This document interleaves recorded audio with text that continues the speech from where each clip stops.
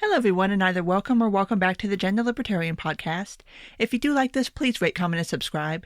You can find me on iTunes, Google Play, Stitcher, SoundCloud, Spotify, YouTube, and on my Patreon page where you do get early access. Link will be down in the show notes. Oh my God, I do not think I have ever been so happy for a week to be over, ever. Oh my God, this whole week has just felt like all I've done is wake up, consume content, record, edit, upload, go back to bed.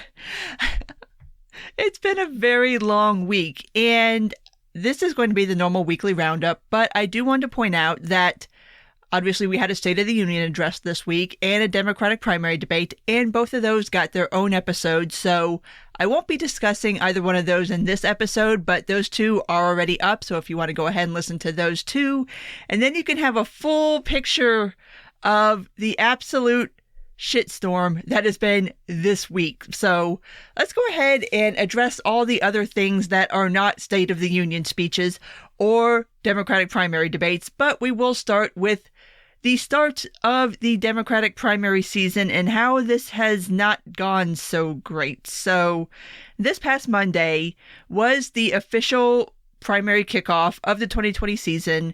And as always, it starts with the Iowa caucus. And normally this is not this big a deal. It's just a caucus. Somehow or another, well, not even somehow or another, I think at this point we kind of know what happened. Everything went sideways on Monday with the caucus. And what seems to have happened is, for some godforsaken reason, the Iowa Democratic Party decided that there needed to be like an app to count the caucus goers and the voters and to try to do the tabulations.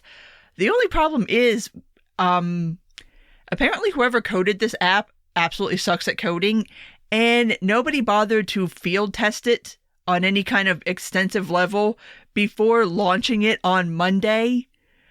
And so everything kind of went pear-shaped on everyone, because normally caucus, not that big a deal. And if you've never been to a caucus or you don't understand how this works, it's basically, you go to your precinct, and it's like, okay, you're in a room, whether it's like a gymnasium, whatever, and then you as a delegate, you go to your candidate's spot. Like, okay, if you support Sanders, you go stand over here. If you support Warren, you stand over there. If you support Buttigieg, you're in that corner. And then you stand there, and then they do a head count. And then this is how that works. And then, depending on exactly the breakdown, you could have second choice voting and stuff like that. And it seems like it's at the point of the second choice voting that the app came into play. And then that's when things got all haywire, because votes weren't being counted correctly and votes were being attributed to one candidate that belonged to another candidate. And yeah. So Monday night, there was no clue who won Iowa. And so kind of everybody just gave a victory speech. And it was kind of nuts to watch. It was absolute chaos. And of course, out of this chaos, we technically still don't have an official winner, but what ended up happening, at least at this point, and this is of this recording, and it looks like the last update on this was from Friday afternoon, as far as the delegate count and the vote count. Pete Buttigieg won by the slimmest of margins, and let me tell you how slim of a margin we're talking about here. So right now, it's Pete Buttigieg at 13 delegates, 26.2% of the vote, with a vote count of 564. Bernie Sanders is in second with 12 delegates, 26.1% of the vote, a 562 vote count. When I said this was slim, I wasn't kidding. And what's even more stark, I'll go ahead and do the rest of the list just because I want to show you how this broke down, because this is not what I was expecting at all. So in third, we've got Elizabeth Warren with 8 delegates, 18% of the vote, 387 votes. Joe Biden has 6 delegates with 15.8% of the vote, which tallies out to 341 votes. Amy Klobuchar has 1 delegate at 12.3% of the vote with 264 votes. And then everyone else, there's no delegates, and everybody either falls at 1 or below 1%, which means Yang, Steyer, Deval Patrick, John Delaney, who's already dropped out, Michael Bennet, Michael Bloomberg, and Tulsi Gabbard all did not get any delegates and really didn't get any votes. So, a couple of things out of this. Yeah, I did not expect Pete Buttigieg to win the Iowa caucus. And I guess we put asterisk next to the win now, and we'll get there in a second. But yeah, I expected him to be like third. I expected it to be Bernie Sanders, Joe Biden, and then either Pete Buttigieg or Elizabeth Warren in that third place spot. So right there, this is very surprising and obviously has shaken up the Democratic primary race. The other thing that has come out of this, especially with the whole app situation and how close the votes were and how things kept kind of swinging backwards and forwards, and the fact that going into Iowa, Bernie did have a fairly sizable lead over everybody else in the field. Team Bernie is, yeah, they ain't having this. They ain't with it.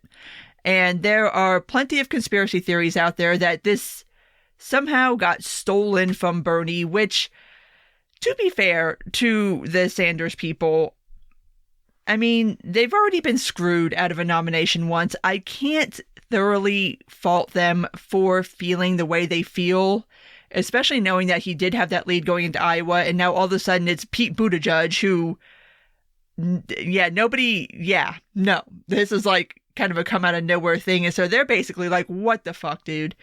And so the knives have definitely come out for Buttigieg from the Bernie Sanders camp.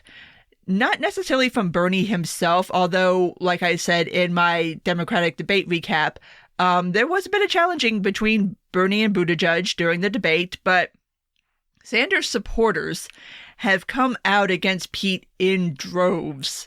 Let's see, we had Mayo cheat trending. We had Mayor cheat trending. We've now got white Obama trending, and they don't mean that as a compliment. Mayor Pete is a cheat was trending. Yeah, so basically their feeling is that somehow Pete Buttigieg stole this. And the developer of the app for the caucuses also developed another piece of software that Pete Buttigieg had spent money on to use in his campaign. And so the Sanders camp, or I won't even say the Sanders camp, because I don't think this is coming from Bernie Sanders official people, although one of these things was, but basically saying that somehow Mayor Pete bought his way into this. And actually one of Bernie's top surrogates made a tweet conflating the idea of Buttigieg's campaign purchasing the rights to use certain software in their campaign, that all of a sudden now Buttigieg is like part owner of this software. And like anybody who's ever licensed software knows that's not how this fucking works. It's like, just because you buy a subscription to Microsoft Word doesn't mean you're part owner of Microsoft Word. Like, you're buying the rights to use a piece of software. So it's been a bit crazy. Basically, they all think he's a rat. And not that the Bernie Sanders people liked Pete Buttigieg in the first place, because if there is anything that progressives hate more than just centrist liberals, it's neolibs. And Buttigieg is a neoliberal. Make no mistake. For better or for worse, dude is a neoliberal. So they never liked him anyway. And now that they think that he like snaked Iowa from Bernie, oh hell no. It's ooh. I mean, they're booing this dude in public. Like, it's going to get nasty. It's going to get really nasty, especially with New Hampshire coming up on Monday. And as it stands right now, Bernie Sanders is showing a rather sizable lead over everybody else in the field. So what's going to happen in New Hampshire? Who knows? I think Bernie's going to win New Hampshire. Then again, I thought Bernie was going to win Iowa. So who knows? Next week is going to be a little insane too, but just this whole Iowa caucus thing was just, It's like, what the fuck? How do you screw this up? Like, it's the launch of primary season 2020 in what Democrats are going to frame as the most important election ever, that's every 4 years apparently. And having this kind of stance, especially from the progressive wing, that, hey, we have all these great plans for the country and we're going to do this, that, and the other. And now everyone's like, y'all can't even run a caucus. And that's a little bit of an unfair assessment to me, because it really had nothing to do with the candidates. It had to do with the Iowa Democratic Party and the DNC. But it's a bad look. It's a really bad look. And it's just like, oh my God, this is going to be such a disaster. And it looks like the software that was used in Iowa, they had also planned on using that in Nevada too. And I think they've pulled that idea, hopefully. I mean, my God, we don't need this again. But like I said, rolling on to New Hampshire, everybody's just kind of going with Buttigieg being the winner of Iowa, which this whole news cycle with the botching of Iowa pretty much ruined winning Iowa for anybody, because it all got eclipsed by this just being a total and complete dumpster fire. So it's not really like anybody got a bounce from Iowa, other than perhaps Bernie Sanders, because his people are just, oh my God, these people are pissed. But moving on, because the candidates did. Well, what choice do they have? I mean, you got to go to New Hampshire. It's like, at this point, it's just one after another, after another, after another, until we get to Super Tuesday. And then that's when I think you're really going to start seeing some more movement in the primary field as far as people dropping out. Like I said, when I did my recap of the Dem debate, I don't see anybody dropping out between now and Super Tuesday. I really don't. I could be surprised, but I think everybody who's in it right now is going to hang in until Super Tuesday. And then obviously it's going to start becoming statistically impossible for certain people to continue their races. And so they're going to drop out. But we shall get there in a couple of weeks that are probably going to feel like a couple of years from now. But moving on past that particular dumpster fire to the final impeachment vote, which was on Wednesday. And obviously at this point, everybody already knows what happened. Trump was voted not guilty on both charges. The star of the show, though, was one Mitt Romney, who actually split his vote. He did vote guilty on the abuse of power charge, but he voted not guilty on the obstruction of justice charge. So his vote was a split vote. And yes, it does make history, because he is the first person who is a member of the party that the president in question belongs to that actually voted against the president in any impeachment vote. So congratulations to Mitt Romney for making history. But I thought it was really interesting, his split vote. I mean, I guess you could make, I can make really solid arguments, I think, for both the abuse of power charge and the obstruction charge.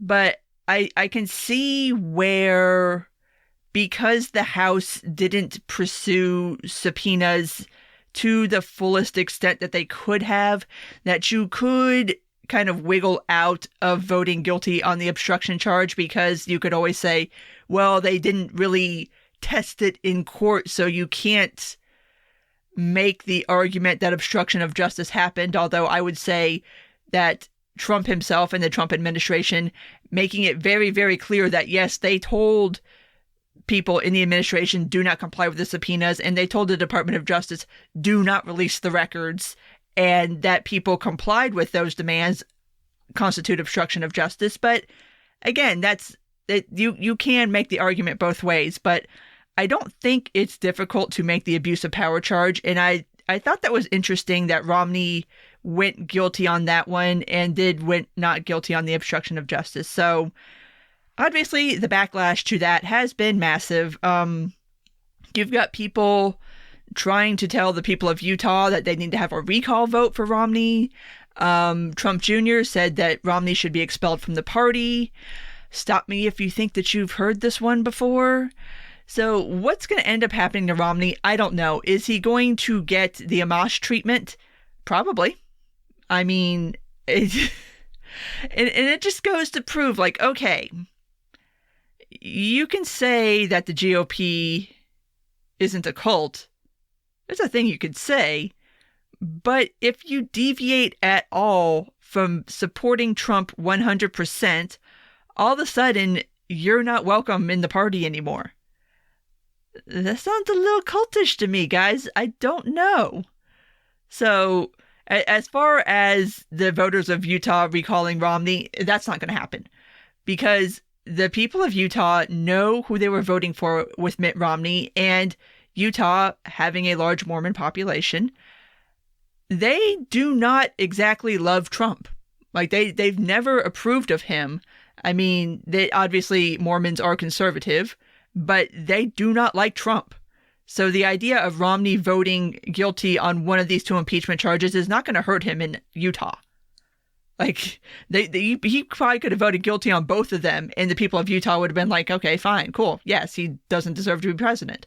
So that's kind of ridiculous. And expelling somebody from a party just because they don't support the de facto head of the party in one particular instance is just, it's a bit ridiculous, honestly. I'm sure Romney's not leaving the Republican Party. I don't think he'll do like Amash did and actually leave the party. Whether they will strip him of anything that he has, I don't know if he has any seats on any of the committees or anything. I mean, he is a freshman senator. I don't know. I'm not sure if they've placed him on any committees or anything, but they probably would move to strip him of his committee assignments, which is stupid. It's just so fucking stupid. But yeah, I don't think Romney's going anywhere. And shit, people in Utah probably vote his ass back in again. Because, yeah, they know who they're voting for.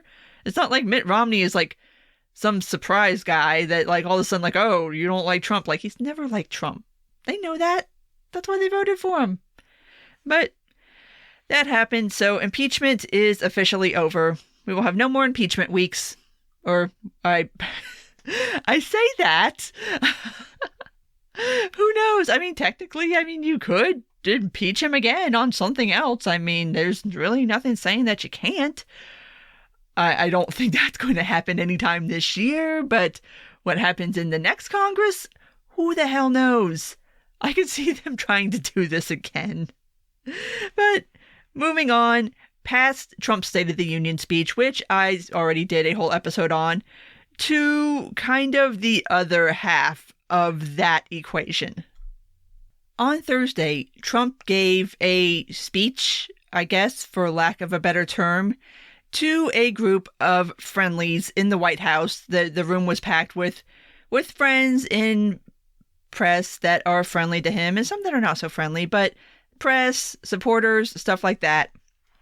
And everybody pointed out in the State of the Union address that Trump did stay on speech. He did stay on teleprompter. He did not bring up impeachment, which, like I said when I did my recap, that was announced ahead of time that he would not be addressing impeachment in the State of the Union address.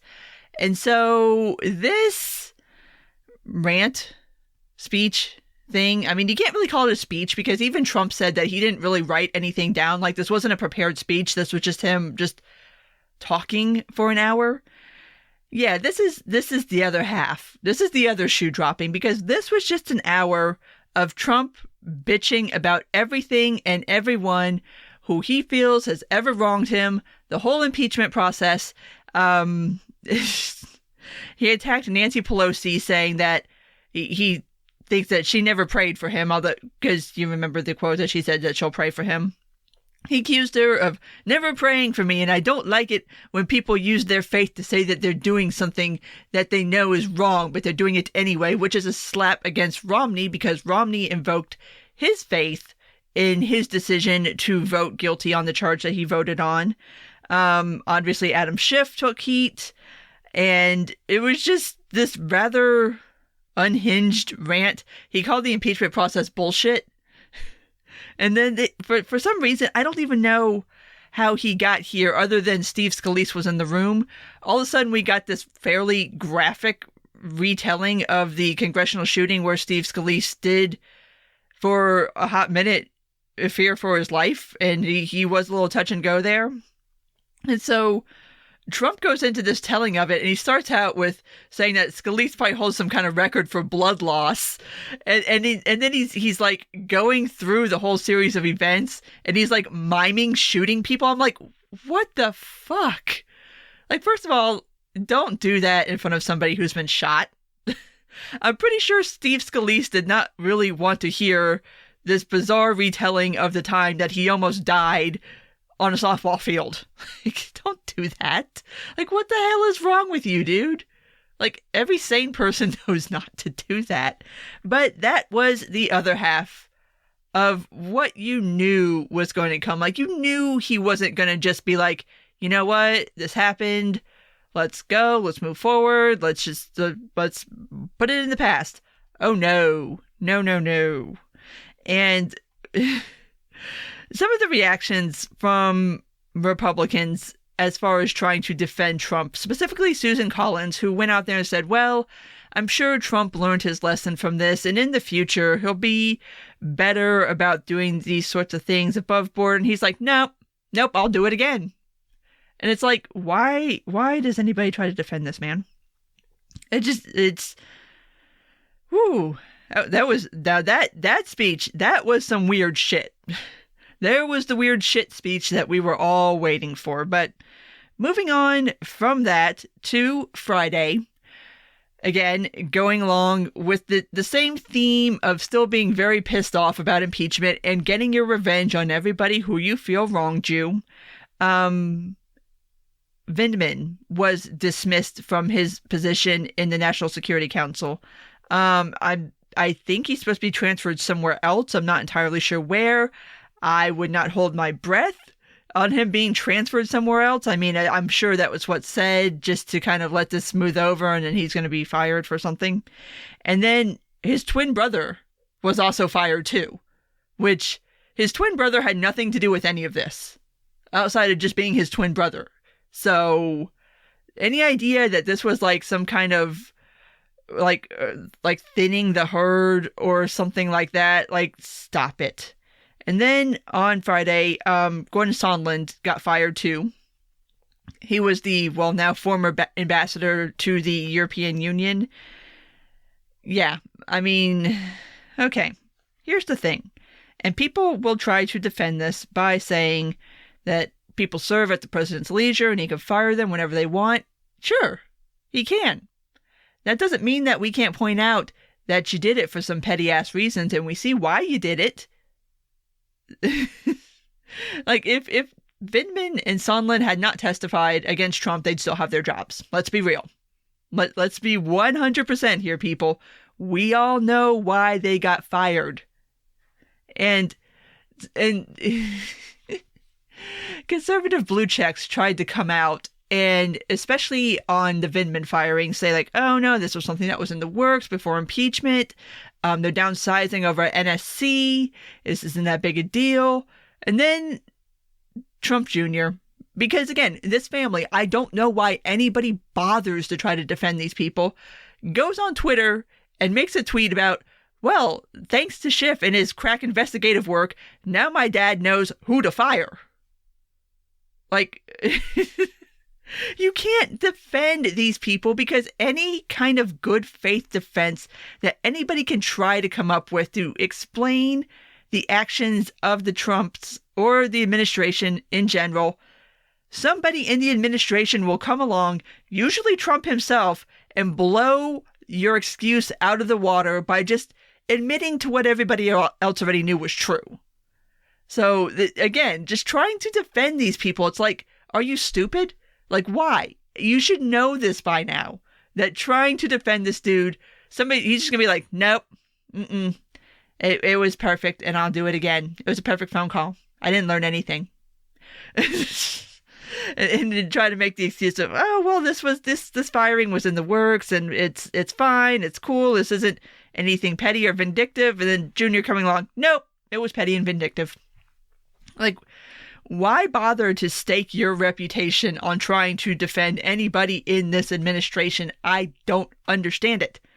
But that brings us to yesterday, Saturday, and news on this is very preliminary, but this is what we have right now, is that in Afghanistan, there was an attack on Afghani and U.S. troops.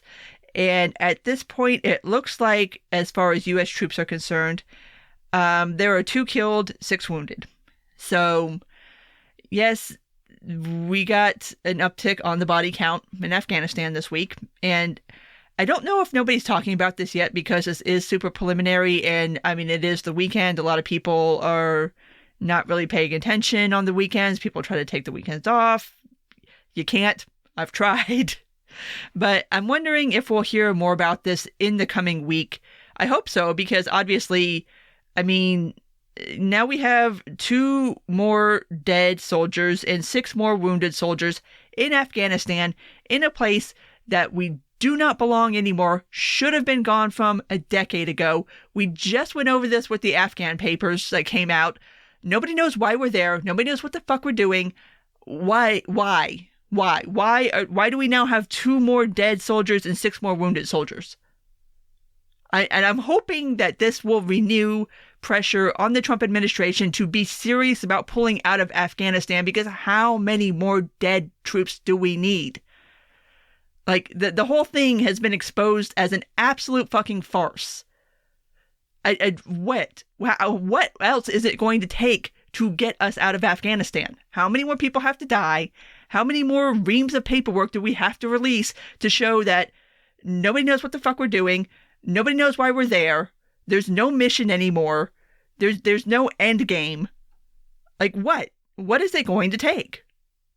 And so I hope next week we will have a serious discussion about Afghanistan. I hope so. So, anyway, that sums up this week. Between this episode and the past 2 episodes, yeah, like I said, this was a long week. There's a lot to discuss on this week. And I hope next week is quieter. Although I'm not holding my breath on that either, because like I said, we have this Afghanistan situation, which I think once people kind of start logging back in on Monday, we're going to hear more about that. New Hampshire primary is Monday. And depending on what happens with that, the Democratic Party is like busy trying to tear itself apart between the progressive side and the centrist neolib side. Whether that divide is going to become even more apparent in the next week, probably. And then God only knows what kind of fresh hell next week will bring us. But at this point, I'm going to go ahead and wrap this one up. So if you did make it this far, thank you for listening. And if you do like this, please rate, comment, and subscribe. You can find me on iTunes, Google Play, Stitcher, SoundCloud, Spotify, YouTube, and on my Patreon page. Take care, and until next time.